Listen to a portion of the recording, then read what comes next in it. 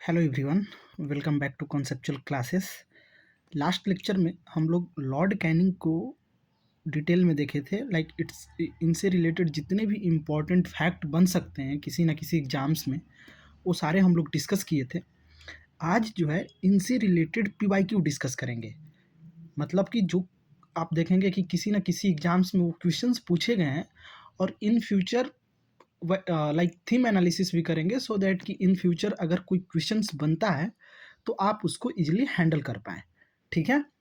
तो चलिए स्टार्ट करते हैं। चूँकि सबको पता है कि एसएससी सीजीएल का जो है एप्लीकेशन विंडो ओपन हो जाएगा अप्रैल 14 के बाद। ठीक है? तो हम लोगों को डेली बेसिस पे ऐसे पीवाईक्यू करते रहने होंगे, सो दैट कि जीएस वाला पार्ट जो है वो कंप्लीट हो जाए, क्योंकि सबसे वीक पार्ट होता है जीएस, और इसमें जो स्कोर कर लिया उनका एसएससी में रैंक अच्छा आ जाएगा और कुछ ना कुछ अच्छा पोस्ट मिल जाएगा। ठीक है? तो चलिए स्टार्ट करते हैं। देखिए, जो फर्स्ट क्वेश्चन है, which governor general introduce the doctrine of lapse and who withdrew it. ठीक है? किस गवर्नर जनरल ने व्यापकता का सिद्धांत पेश किया और किसने इसे वापस लिया। ठीक है? तो ये दोनों चीज़ हम लोग डिस्कस कर चुके हैं कि डॉक्ट्रिन ऑफ लैप्स जो है इंट्रोड्यूस किसने किया, और इसको जो है आप देखेंगे कि विथड्रॉ किसने किया। तो लॉर्ड कैनिंग जो थे ये इसको विथड्रू करते हैं। ठीक है? इसको ख़त्म करते हैं। और इसको इंट्रोड्यूस कौन करता है? तो लॉर्ड डलहौजी। यानी कि ऑप्शन ए जो है आपका वो करेक्ट आंसर हो जाएगा। ठीक है? देखिए, 2019 में ही ये एसएससी सीजीएल में भी पूछा गया है, नहीं सीएचएसएल में पूछा गया। ठीक है? तो आप देख सकते हैं कि किसने विथड्रू किया और किसने इसको इम्प्लीमेंट किया या इंट्रोड्यूस किया। ये दोनों क्वेश्चंस सेपरेटली भी बन सकता है। आगे हम लोग देखेंगे भी कि कहीं ना कहीं किसी ना किसी एग्जाम्स में ये सेपरेटली क्वेश्चंस भी बना हुआ है। ठीक है? नेक्स्ट देखते हैं।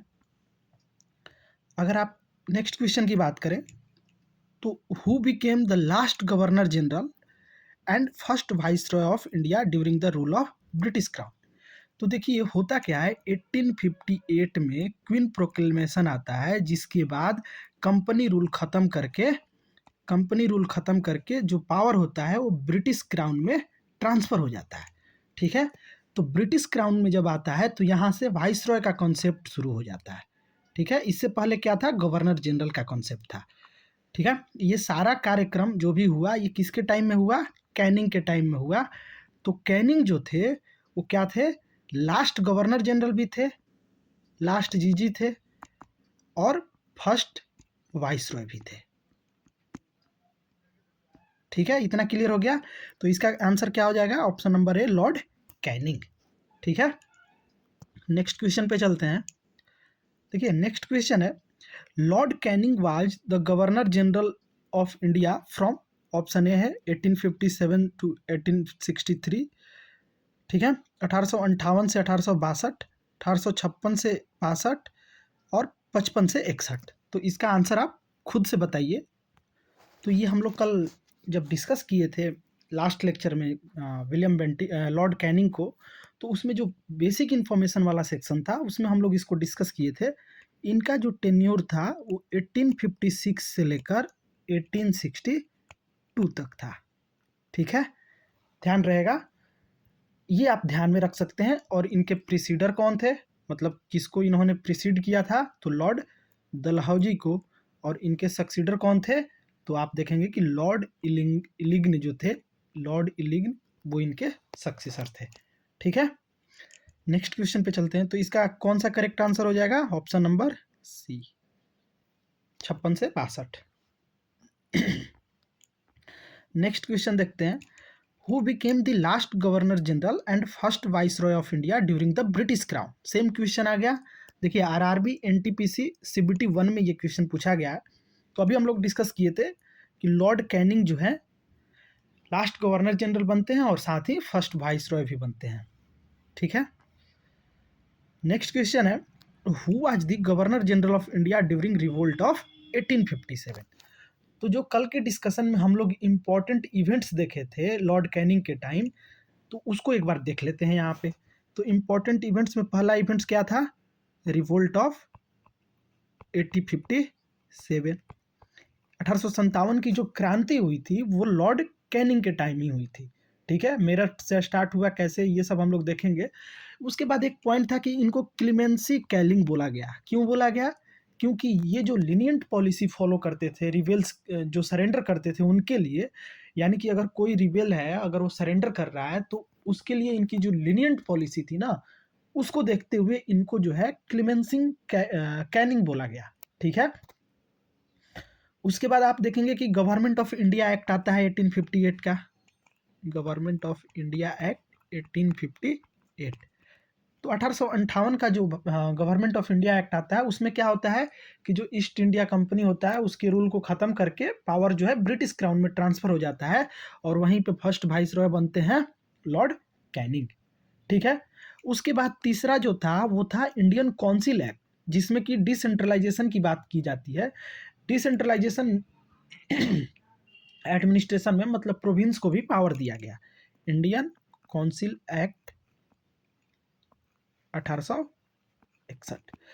अब देखिए उसके बाद देखेंगे कि एजुकेशनल रिफॉर्म भी हुआ था, जिसमें कि वुड्स डिस्पैच जो 1854 का था, लॉर्ड आप देखेंगे कि डलहौजी के टाइम का, तो उसमें जो है 3 यूनिवर्सिटी ओपन किया गया, कलकत्ता, मद्रास और बॉम्बे में। उसके बाद आईपीसी एक्ट जो 1859 में आता है, आईपीसी 1860 में आता है, आईपीसी इंडियन पिनल कोड 1860 इन्हीं के टाइम में आता है।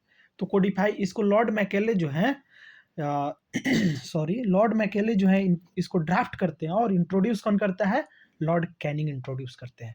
उसके बाद 1859 में 3 चीज़ हुआ था, अगर ध्यान हो तो कल भी हम लोग ने इसको जोर देकर समझा था कि 1859 में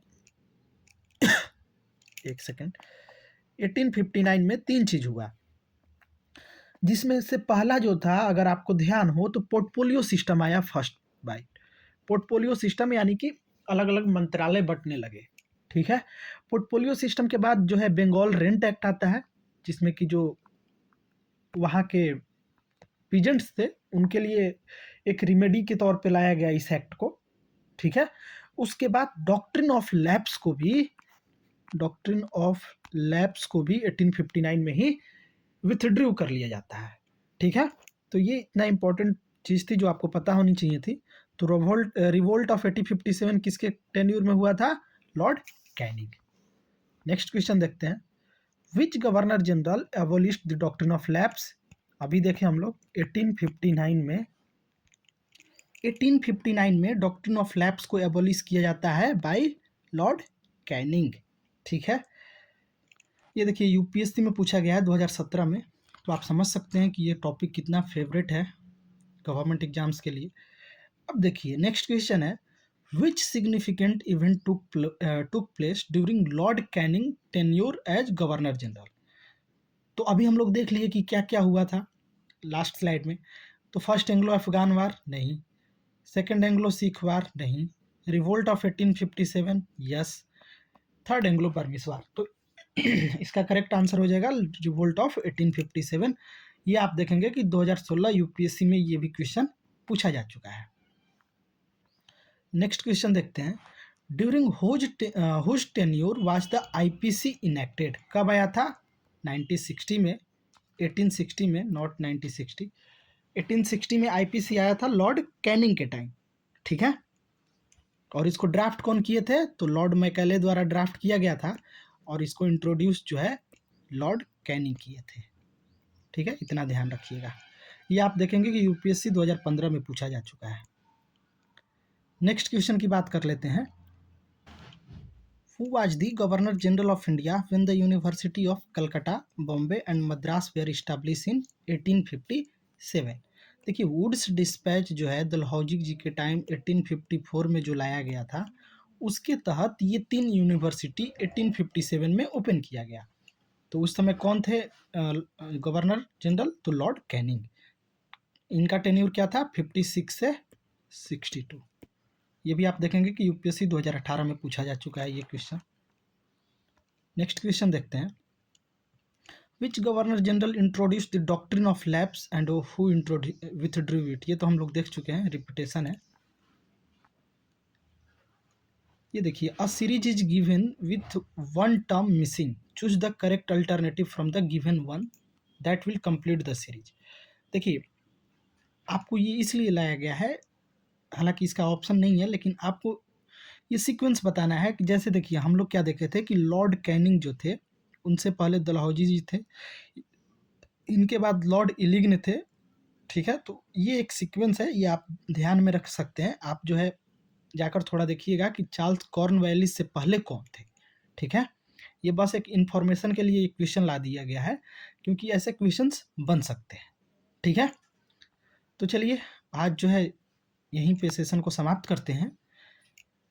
आपका जो है हम लोग नेक्स्ट वीडियो में परमानेंट सेटलमेंट जो रेवेन्यू सिस्टम था, 3 तरह का जो रेवेन्यू फार्मिंग करने के लिए 3 तरह का जो रेवेन्यू सिस्टम इंट्रोड्यूस किया गया था ब्रिटिश के द्वारा, जैसे परमानेंट सेटलमेंट था, आपका रैयतवारी था, महलवारी था, ये सब को हम लोग देखेंगे वन बाय वन। तो नेक्स्ट वीडियो में हम लोग परमानेंट सेटलमेंट को देखेंगे डिटेल में। ठीक है, तो चलिए मिलते हैं नेक्स्ट वीडियो में, तब तक के लिए धन्यवाद।